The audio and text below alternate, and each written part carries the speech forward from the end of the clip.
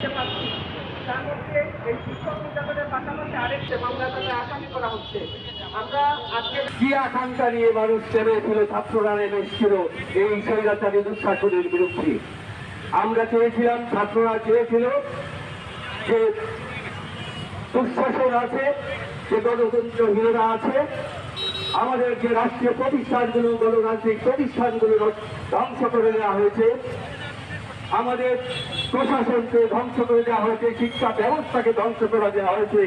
তার বিপরীতে আমরা একটি সুস্থ একটি সমাজ, সুস্থ একটি প্রশাসন, সুস্থ একটি শিক্ষা ব্যবস্থা আমরা প্রবর্তন করব।